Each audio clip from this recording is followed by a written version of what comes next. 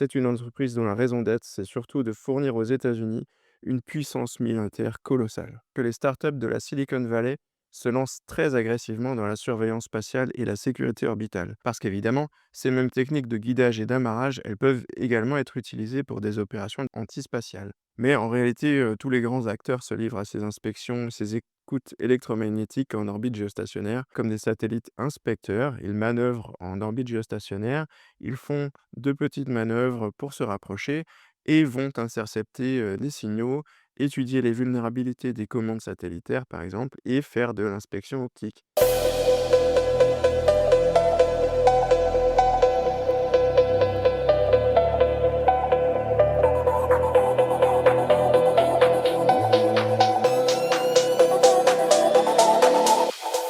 Bonjour et bienvenue dans Orbit Watch, le podcast pour les passionnés d'espace qui s'intéressent aux opérations militaires en orbite.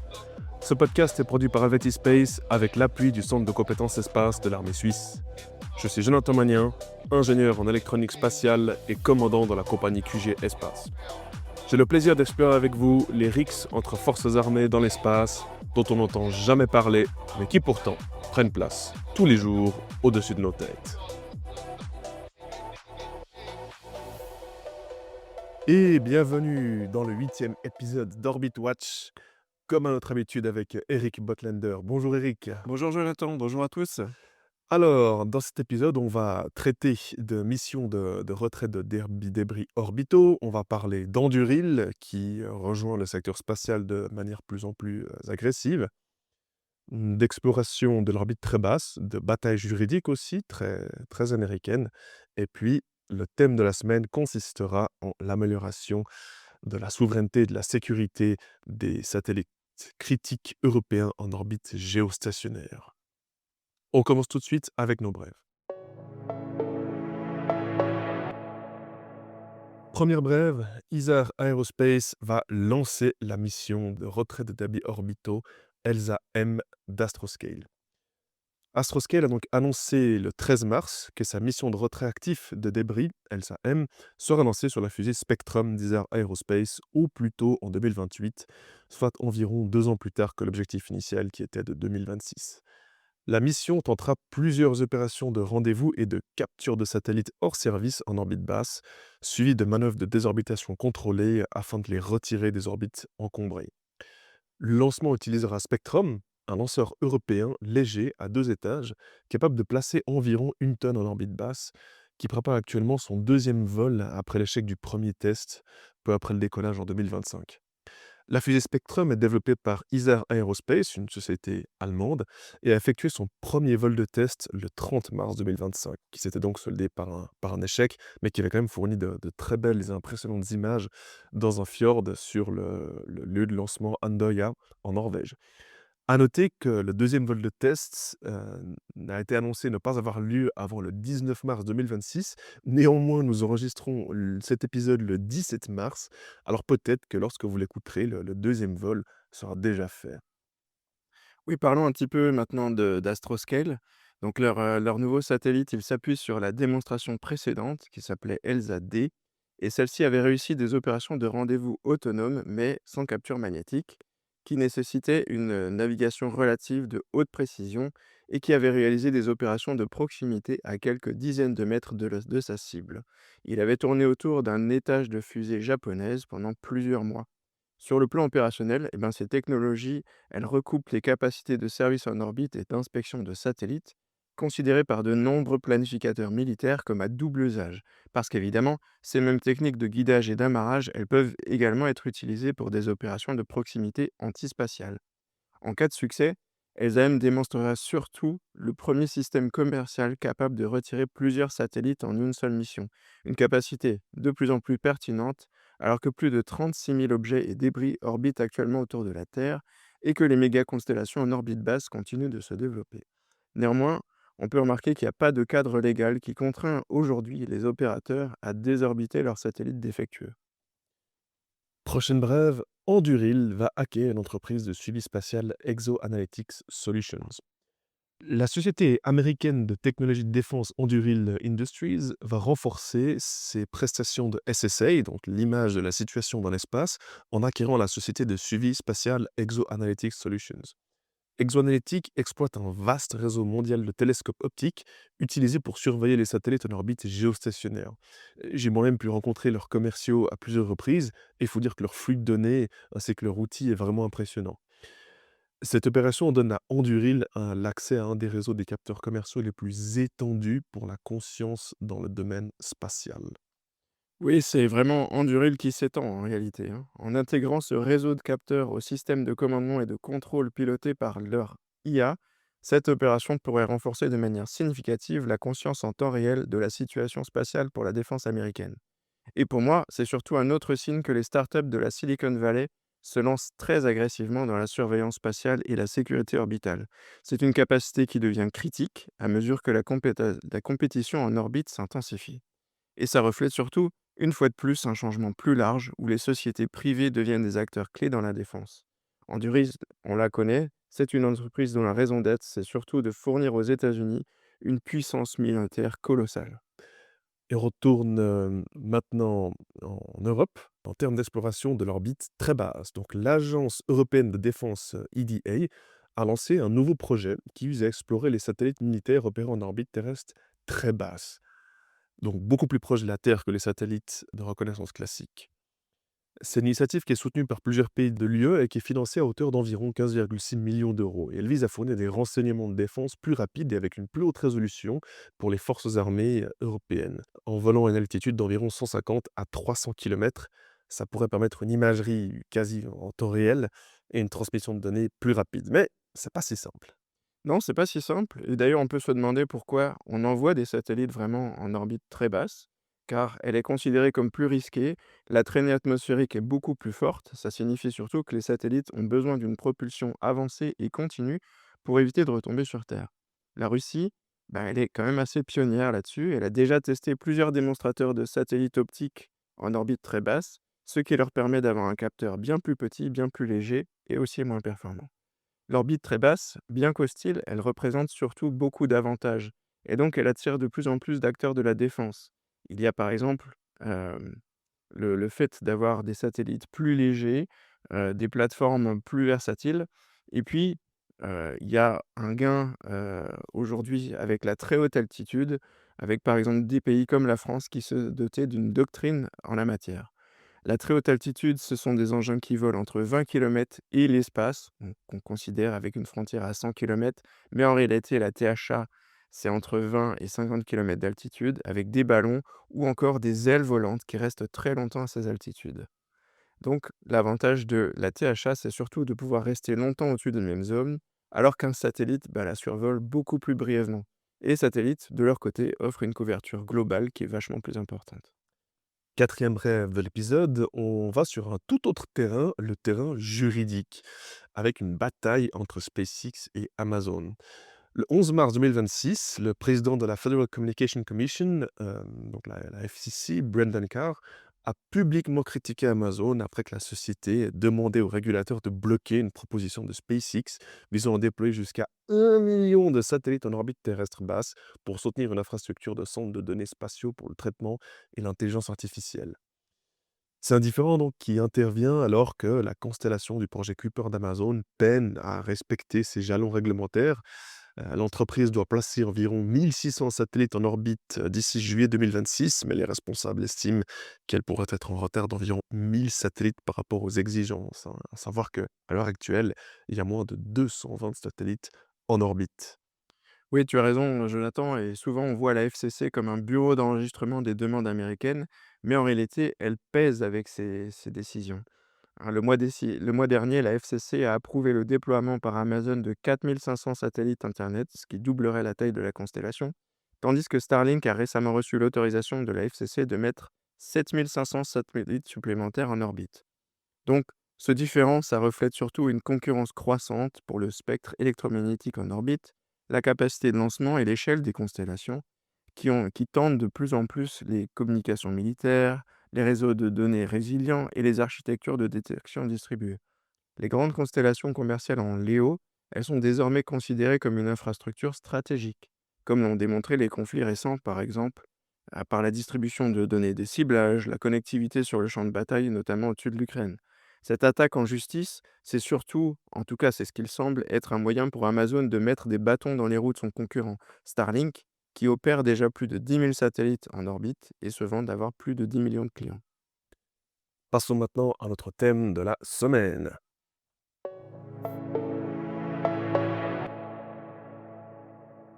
Avant de poursuivre cet épisode, je souhaite m'adresser à tous mes concitoyens suisses. Vous avez la possibilité d'accomplir votre service militaire obligatoire au Centre de compétences espace. Diverses fonctions passionnantes sont disponibles pour tous les backgrounds. Analyste de la situation espace, opération spatiale, développement logiciel, sécurité informatique, création d'outils d'analyse et exploitation des stations au sol. Aucune formation ou diplôme n'est requis pour postuler. Que vous sortiez d'apprentissage ou que vous ayez une expertise dans la physique, l'ingénierie, le droit ou les relations internationales, votre contribution sera une pierre à l'édifice, appréciée à sa juste valeur. Je vous encourage donc à mêler service et passion avec nous dans une atmosphère unique de discipline, d'indépendance, de créativité et de persévérance. Pour en savoir plus, écrivez à l'adresse email en description contact@helveti.space afin d'être orienté sur la procédure à suivre. C'est parti donc pour le thème de la semaine. On parle de sécurisation des moyens européens en orbite géostationnaire. Alors, le 13 mars, le ministre de la Défense allemand, Boris Pistorius, annonce un renforcement des satellites de communication et de la surveillance de la Bundeswehr. On a parlé dans les épisodes précédents notamment de la guerre de la navigation, de renseignement, aussi beaucoup évidemment de télécommunications, mais en orbite basse, hein, évidemment, avec Starlink, l'Ukraine, etc. Mais il ne faut pas oublier que l'orbite géostationnaire reste absolument cruciale. Évidemment, si vous vous rappelez de l'épisode 4, si je ne me trompe pas dans la numérotation, les satellites russes très connus, Luch Olymp, ont été observés en train de faire de l'inspection des satellites européens dans les derniers mois et c'est évidemment une activité qui soulève beaucoup d'inquiétudes sur les risques d'interception des signaux et des communications sensibles gouvernementales et militaires européennes. Donc il y a un clair besoin pour cet effort de sécurisation, tant dans le secteur privé que dans le secteur public en Europe. Oui, tu as raison, les satellites russes qui sont concernés, hein, les Luch Olymp et Luch Olymp 2 qui ont été envoyés en 2014 et 2023, c'est un petit peu les stars de ce système d'observation. Mais en réalité, tous les grands acteurs se livrent à ces inspections, ces écoutes électromagnétiques en orbite géostationnaire, notamment, les USA avec, le système GSS-AP ou les satellites de test LDPE. Et bien sûr, une grande offensive de la Chine ces dernières années avec ses satellites, TJS et Shijian surtout, qui ont réalisé, déjà plusieurs manœuvres et plusieurs opérations, en orbite géostationnaire. Donc ces engins, on les considère comme des satellites inspecteurs. Ils manœuvrent en orbite géostationnaire, ils font de petites manœuvres pour se rapprocher et vont intercepter, des signaux, étudier les vulnérabilités des commandes satellitaires par exemple et faire de l'inspection optique. Donc c'est-à-dire on vient observer, vos antennes, on vient, sniffer vos signaux et puis, si possible, on vient déchiffrer, les communications satellitaires. Et tout ça peut se faire avec des assez petites manœuvres, puisqu'évidemment, en orbite géostationnaire, tous les satellites se trouvent quasiment exactement à la même altitude. Et donc, si on veut se balader sur cette orbite, il suffit d'un très léger changement d'altitude pour aller plus vite ou plus lentement que les autres, et donc avoir une lente dérive le long de l'arc géostationnaire et s'arrêter auprès de qui on a envie de se renseigner. C'est par ailleurs un risque immense de collision. Il y a des slots en orbite géostationnaire qui sont réservés à ceux qui les ont achetés et qui peuvent les occuper. Et donc, ces satellites inspecteurs vont de slot en slot faire des observations, faire des interceptions. Mais au-delà de ça, comme je viens de le dire, ça cause un gros risque de collision.